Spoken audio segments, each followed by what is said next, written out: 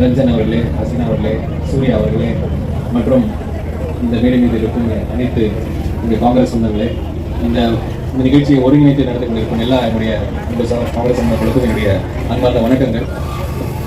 அதாவது இந்த 100 நாள் வேலை வந்து போன வருஷம் எனக்கு எலெக்ஷன் நடந்த போது தேர்தலில் வந்து ஓட்டு கேட்க போகும்பொழுது மக்கள் எல்லாம் கூட்டி நிற்பாங்க ஒரு இடத்துல.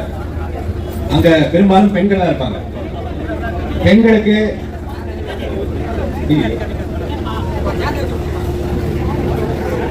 பெண்களிடம் வந்து நம்ம போகும்பொழுது நாங்க வந்தா இந்த வேலை செஞ்சு தரோம், இந்த ஆட்சி வந்தா நிறைய விஷயம் நடக்கும்னு சொல்லுவோம். நீங்க என்ன சொன்னாலும் அவங்க ஒரே மாதிரி தான் இருப்பாங்க. ஆனா 100 நாள் வேலையை வந்து நாங்க 150 நாள் ஆக்குறோம்னு சொன்ன உடனே ஒரு சிரிப்பு எல்லா பக்கமும் வரும்.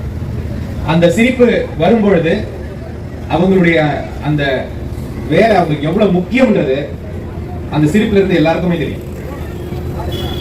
எல்லாருமே வச்ச ஒரே கோரிக்கை மட்டும்தான், 100 நாள் வேலையில காசு ஒழுங்கா வரும், அவ்வளவு. அதுக்கு மேல ஒன்றும் பெரிய ரிக்வயர்மெண்ட் யாருக்குமே கிடையாது.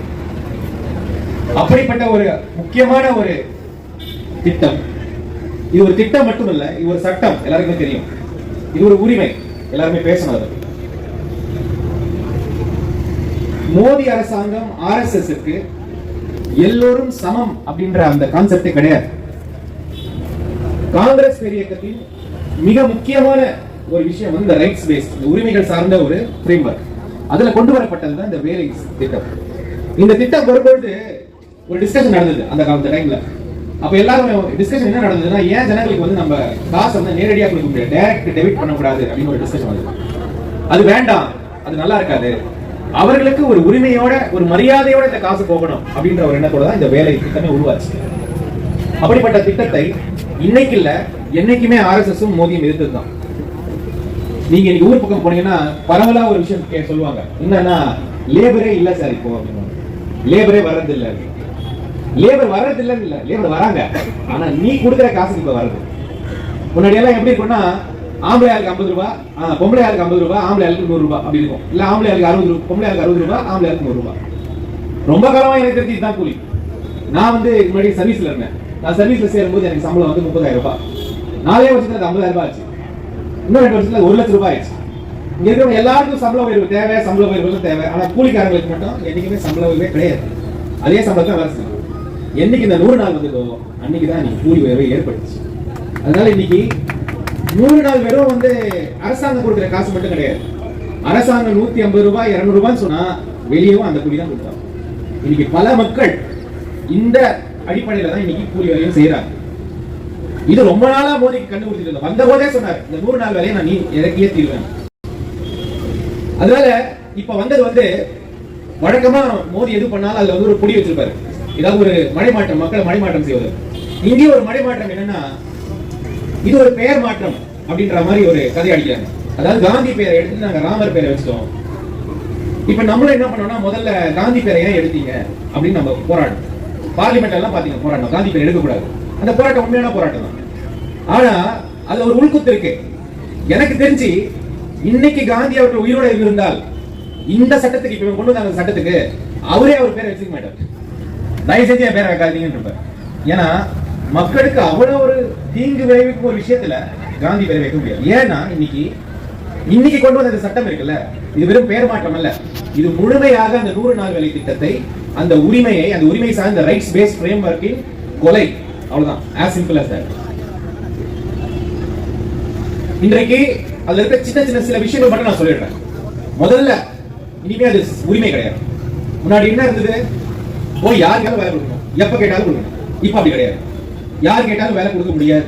முதல் ஒன்றிய அரசாங்கம் முடிவு செய்யும் 100 நாள் வேலை இங்க நடக்குமா இல்லையா நோட்டிஃபை பண்ணுவாங்க. அப்ப என்னாச்சு, திருவள்ளூருக்குமே 100 நாள் வேலை இல்லைன்னா 100 நாள் வேலை இல்லை, அவ்வளவுதான், முடிஞ்சது. அந்த ஊர்ல செய்ய முடியாது.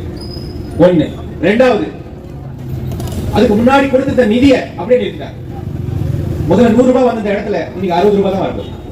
அப்போ முழுமையாக யாருக்குமே 100 நாள் கிடைக்க போறது கிடையாது. இன்னைக்கே 100 நாள் யாருக்கும் கிடைக்கும், 50 நாள் தான் கிடைக்கும். 30 நாள் கிடைச்சாலே பெரிய விஷயம். அதுலயும் ஒரு பொய் வேற, நாங்க 125 நாள் ஆக்கிட்டோம் அப்படின்றது எப்படி கிடைக்கும்? சட்டிலே ஒண்ணும் இல்ல, நீங்க 100 பேரை சாப்பிட கூப்பிட்டா என்ன, 125 பேரை சாப்பிட கூப்பிட்டா என்ன, சட்டில ஏதாவது இருந்தா தானே. இந்த பொய் வேற. இன்னைக்கு எங்க பார்த்தாலும் நம்மளுடைய அரசியல் தலைவர்கள் அவரோட கூட்டணியில் சொல்லிட்டு 120 நாள் ஆகிட்ட 120 யார்கிட்ட சொல்லுவீங்க, யார்கிட்ட போய் அப்படிப்பட்ட பொய்யும் பித்தலாட்டத்தையும் முன்னாடி வைத்து இன்னைக்கு இந்த 100 நாள் வேலையை நிறுத்தினாங்க. எனக்கு தெரிஞ்சு கடந்த 10 வருஷத்துல ஏதாவது ஒரு விஷயத்தை நம்ம போராடணும்னா அது இந்த விஷயம் மட்டும்தான். அடிப்படை மக்கள், ஏழை எளிய மக்களின் வயிற்றுல மட்டும் அடிக்கலைங்க, அவங்களுடைய மரியாதை, சுயமரியாதை, உரிமையை அடிச்சிருக்காங்க. இந்த 10 வருஷமா அவங்களுக்கு கிடைச்சிட்டு இருந்த அந்த உரிமையும் அந்த சுயமரியாதையும் இனிமே அவங்களுக்கு கிடைக்க போறதில்லை. இன்னொரு விஷயம் சட்டத்தில் கொண்டு வந்திருக்காங்க, என்னன்னா 60 நாள் 100 நாள் வேலை இருக்கவே கூடாதான். 60 நாள் இல்லைன்னா என்ன அர்த்தம்? அந்த 60 நாள் நீங்க போய் யார்கிட்ட நிலம் இருக்குதோ, யார்கிட்ட கிழமை இருக்கோ அவங்க வீட்டு வாசல்ல உட்காந்துருக்கு. முன்னாடிலாம் நாங்க சின்ன குழந்தையா இருக்கும்போது எங்க வீட்லயே நிலம் கிடையாது. அப்ப எங்க தாத்தா பாட்டி எல்லாம் கூப்பிட்டு அனுப்புவாங்க வேலைக்கு. அவங்க கூப்பிடுற நேரத்துக்கு போனோம், கூப்பிடுற கூலி இருக்கணும், அவங்க கொடுக்குற சாப்பாடு தான் சாப்பிடணும். இன்னைக்கு அதே நிலைமைக்கு திருப்பி எல்லாரையும் கொண்டு வரணும்ன்றதான் இவங்க எண்ணம்.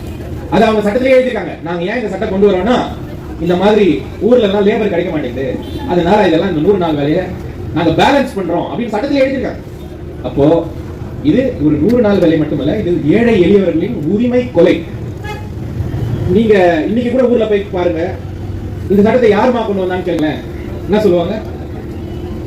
என்ன சொல்லுவாங்க?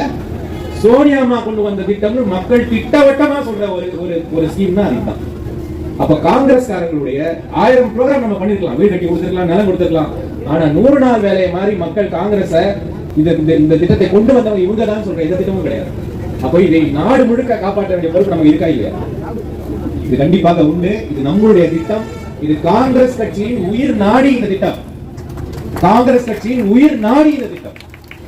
இந்த திட்டத்துக்காக நாம் நிற்கவில்லை என்றால் நம்ம அரசியலே பண்ணல. இன்னைக்கு எதிர்பார்க்கிறாங்க, நீ ஊருக்கு போய் கேட்டாமா வருவீங்களாமா, நீங்க எங்களோட போராட்டம் வருவீங்க சார், நீங்க எங்க கூப்பிடு சார் நாங்க வரோம்.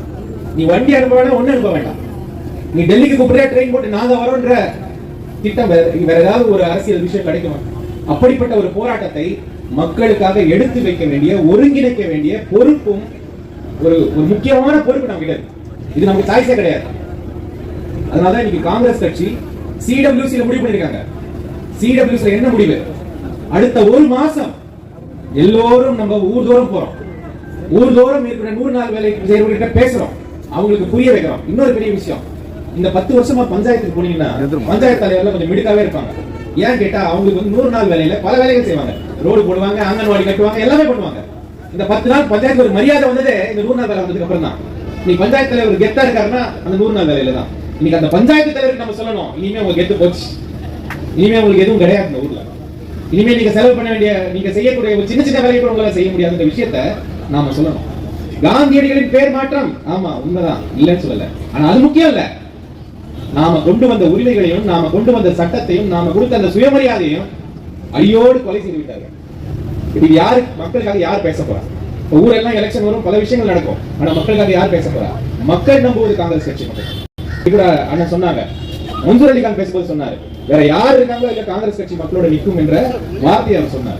அதனால அகில இந்திய காங்கிரஸ் கமிட்டியுடைய முக்கியமான முடிவு இதை நம்ம ஊருக்கு கொண்டு போகிறோம், மக்கள் கிட்ட கொண்டு போகிறோம். ரொம்ப பெருசா அடிக்க வேண்டாம், உங்களுடைய ஊர்ல நீங்க போங்க, உங்க ஊர்ல அந்த 100 நாள் வேலை செய்யறவங்க சந்திங்க. கண்டிப்பா நம்முடைய தலைவர் ஒரு தேதி குறிப்பார், அந்த தேதியில் நாம அவர் எங்க சொல்றாரோ அந்த 100 நாள் வேலை செய்வர்களை வச்சே நம்ம இந்த போராட்டத்தை ஈடுபடணும். அப்பதான் அதுக்கு ஒரு முழுமை கிடைக்கும். அந்த போராட்டத்தை தலைவர் சொல்லிட்டாரு, டெல்லியில நம்ம கெரோ பண்றோம்னு. அதை கண்டிப்பா நம்ம பெருமளவில் காங்கிரஸ் கட்சி மட்டுமல்ல, காங்கிரஸ் கட்சியோடு சேர்ந்து 100 நாள் வேலை செய்யும் எல்லா சகோதர சகோதரிகளையும் நாம் அழைத்துக் கொண்டு அந்த டெல்லியை நம்ம கெரோ பண்ணாதான் இந்த ஆட்சிக்கும் இந்த அராஜகத்துக்கும் ஒரு முடிவு வரும். பார்லிமெண்ட்ல கொண்டு வந்தாங்க, எப்படி கொண்டு வந்தாங்க எங்களுக்கே தெரியாது இந்த சட்டம் வருதுன்னு.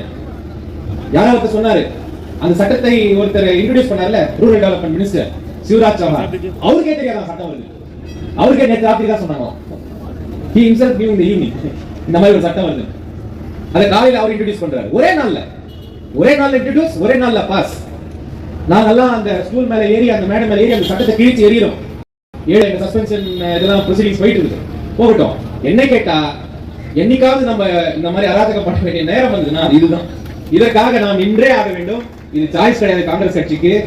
இதை விட ஒரு முக்கியமான வேலையும் கிடையாது. இதை நம்ம சொல்லல, நீங்க எங்க போனாலும், எந்த ஊர்ல போனாலும் மக்கள் சொல்லுவாங்க.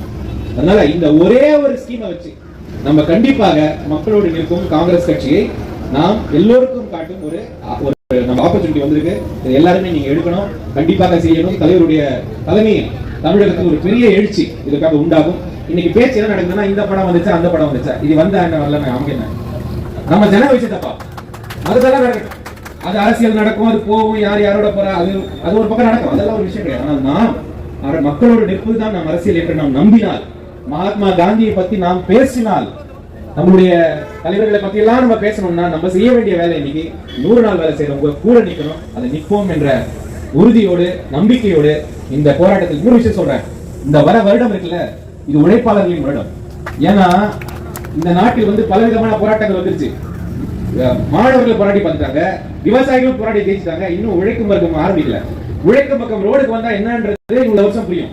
ஏன்னா இது கூடவே லேபர் கோடு கொண்டு வந்திருக்காங்க, அதை இப்ப நோட்டிஃபை பண்ணிட்டாங்க. லேபர் கோடு இந்த நாட்டில் உழைக்கும் வர்க்கம் 70 வருடமாக போராடி போராடி போராடி போராடி பெற்ற எல்லா உரிமைகளையும் ஒரு புது ஆக்ட் கொண்டு வந்திருக்காங்க. இது இன்னும் ஜனங்களுக்கே தெரியல. கோவிட் டைம்ல கொண்டு வந்தாங்க, நமக்கே தெரியல, யாருக்குமே தெரியல.